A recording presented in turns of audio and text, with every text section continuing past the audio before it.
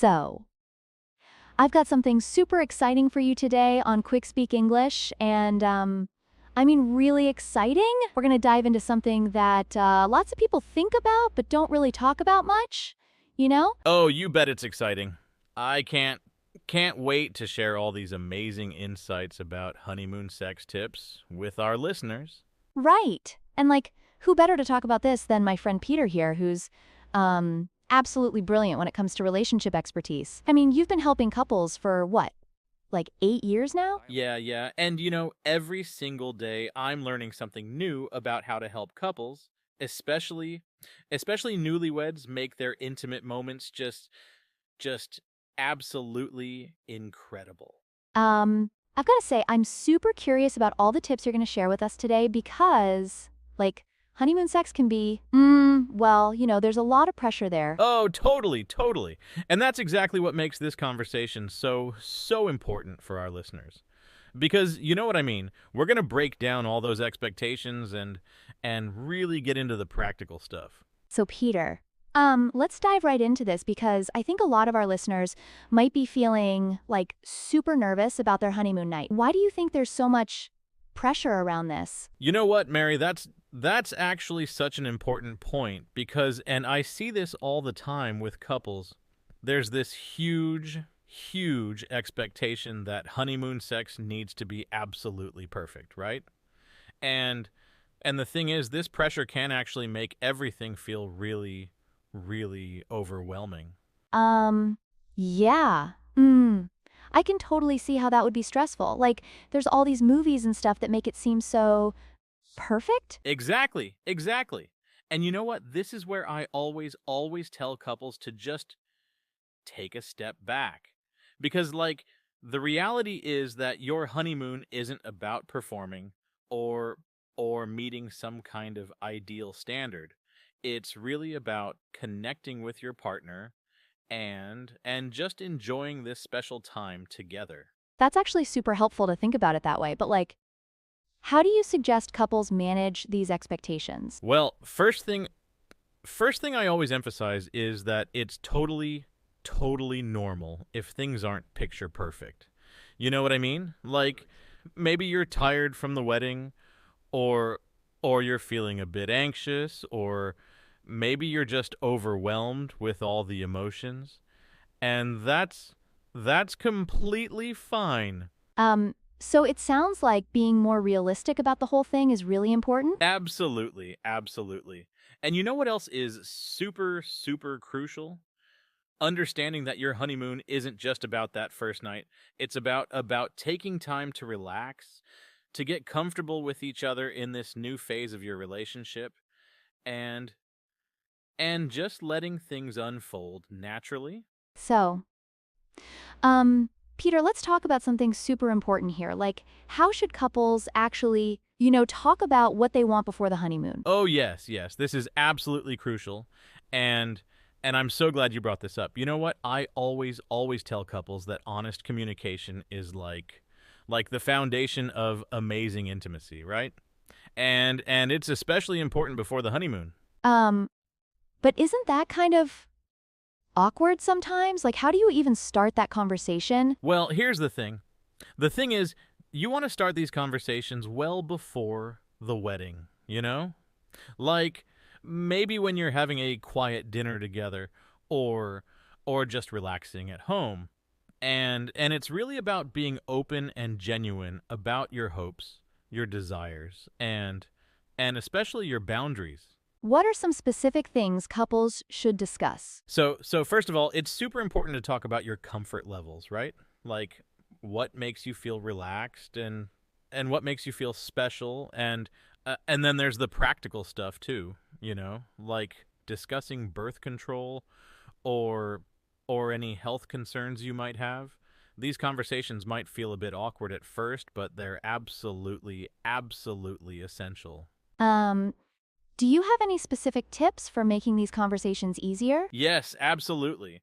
One thing that works really well is starting with I statements, Like I really enjoy when or I feel most comfortable when. This makes it less about demands and more about sharing. And another super important thing is to really listen to your partner without judgment. Like, create this safe space where both of you can be totally honest. That's actually really helpful. But what if couples discover they have different preferences? You know what? That's totally normal. The key is that finding that middle ground, right? And and remember, it's not about winning or losing. It's about understanding each other and finding ways to make both partners feel comfortable and valued. Sometimes it might even lead to discovering new things you both enjoy together. So, Peter, once couples have got all that communication stuff sorted out, what about, creating the right mood and environment? Oh yes. This is actually such an exciting part to talk about because and I really want to emphasize this. The environment can make such a huge difference to your experience, you know. Like, what specific things should couples think about? Well, first of all, and this is super important, you want to choose a location that makes you both feel totally comfortable, right? Like, some couples think they need to book the fanciest hotel, but sometimes that can actually make you feel less relaxed, you know what I mean? Um, that's interesting. So what would you recommend instead? So the key is finding a place that feels private and matches your style as a couple. And you want to think about practical things too, right? Like, is the bed comfortable? Is the room temperature nice? These little details can make such a huge difference to your comfort level. What about actually setting the mood when you're there? Oh, this is where you can get really creative, you know? Like, think about all your senses. So so maybe some soft lighting because harsh lights can be really distracting. And maybe some gentle background music that you both enjoy. The thing is, well, you want to create this bubble where you both feel totally safe and connected. Are there any specific things to avoid? Yes, absolutely. The biggest thing is not putting too much pressure on making everything perfect, right? Like, don't stress about having every single detail just right. And another thing to avoid is rushing, you know? Take your time to really settle into the space and feel comfortable with each other. That makes a lot of sense. Um, any other tips for making the environment more romantic? Well, you know what works really well? Adding some personal touches that are meaningful to you as a couple, like maybe some favorite scents or little reminders of your relationship. And don't forget about comfort items like extra pillows or your favorite loungewear. The key is making the space feel like it's truly yours. You know what I mean? Um, Peter, I know a lot of our listeners might be feeling nervous about their honeymoon night. Like, what are some common worries you hear about? Oh yes. This is actually such an important topic because and I hear these concerns all the time, you know, like one of the biggest worries is this pressure to make everything perfect, right? And couples often stress about performance anxiety or feeling like they need to live up to some kind of expectation. So, how can couples deal with those feelings? The first thing, and this is so crucial, is to remember that it's totally normal to feel nervous, you know? And and the key is to talk about these feelings with your partner. Like, chances are they're feeling similar things, right? And just acknowledging that can make such a huge difference. Um, what about if someone's worried about their experience level being different from their partner's? That's such a common concern. And here's the thing about that. Every relationship is unique, right? So, whatever experience you both bring, it's about learning together and creating your own intimate connection. The most important thing is being open and patient with each other. You know what I mean? Are there any practical tips for dealing with anxiety in the moment? Absolutely. So one really effective technique is just focusing on breathing together, right? And remember that it's totally okay to take breaks or even just spend time cuddling and connecting. The thing is, well, there's no rush and no prescribed way things have to happen. What about if things don't go as planned? Oh, this is so important to address. Because, and I really want to emphasize this, things rarely go exactly as planned, right? Like maybe you're tired from traveling, or or maybe you're both feeling overwhelmed from the wedding.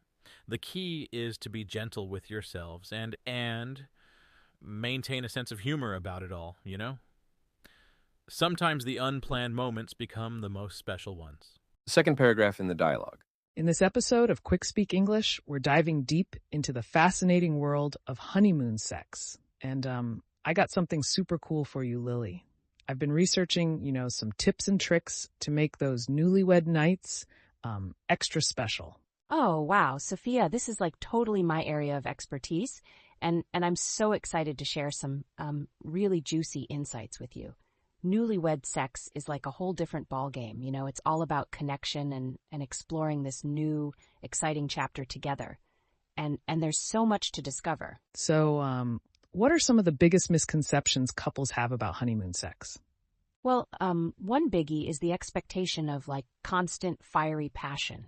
Movies and TV shows portray this unrealistic image of nonstop intense sex. But the reality is, well, it's more nuanced. It's more about building intimacy and connection. It's about discovering each other's bodies and preferences. And that takes time, It's not always fireworks. Sometimes it's a slow burn, and that's perfectly okay, and that's totally normal. Totally. So, how can couples set realistic expectations? Communication is like key, absolutely key. Talking about desires, fantasies, boundaries, it's all so important. And a couples should remember that it's okay to like not feel the same level of desire every single day, and it's okay to take breaks. It's okay to not have sex every single day, and it's really important to prioritize intimacy and connection beyond the bedroom, and quality time together is just as important. That makes so much sense. So, any practical tips for like increasing intimacy before, the physical stuff? Oh, absolutely. Massages are like amazing. They're super relaxing, and they help to build physical connection and just simple things like cuddling, holding hands, whispering sweet nothings. These small gestures build intimacy, and spending quality time together, talking, laughing, sharing. All of that is incredibly important, and it sets the stage for incredible sex. It's not all about the physical act. So true. What about the actual act itself? Any advice on, techniques or positions? Okay, so first point, experiment. Try different positions. Second point, communicate. Tell your partner what you like and what feels good. Third point, be present. Focus on the moment and on each other, and don't be afraid to try new things. And remember, it's like a journey of discovery, and it's perfectly fine if things don't always go exactly as planned, and that's totally normal. And the most important thing is to have fun together, and to enjoy the process of discovering your intimacy. Wow, that's amazing advice. What if like one partner is more experienced than the other? How can couples navigate that? Well, open communication and patience are like key. The more experienced partner should be understanding and supportive, and they should focus on guiding their partner gently rather than, just imposing their preferences. And it's all about creating a safe space for both partners to explore and discover each other. And it's also about the less experienced partner expressing their needs and feelings. It's a two-way street, and it shouldn't be about one person imposing their will, but about finding a way to connect and enjoy each other. Right, that makes perfect sense. Any tips for couples who might be struggling with, performance anxiety or other issues? Well, it's really important to remember that these things are common, and it's nothing to be ashamed of. And talking to a therapist or a sex therapist can be incredibly helpful, and there are many resources available, and don't hesitate to reach out for help, and remember to be kind to yourselves and to focus on enjoying each other's company, and it's not about performance but about connection. Absolutely. So before we wrap up, any final thoughts on making honeymoon sex, the best it can be? Just remember, that it's all about connection, communication, and fun. Don't put too much pressure on yourselves. Relax, enjoy each other's company, and explore your intimacy together. And don't forget the importance of laughter. A little humor can go a long way. It's all about building a lasting, intimate relationship, and sex is a really big part of that. But, it's not the only part. Think of it like a delicious dessert after a wonderful meal. You wouldn't just skip the main course, would you? That's a perfect analogy, Lily. Thanks so much for sharing all your expertise with us today on QuickSpeak English.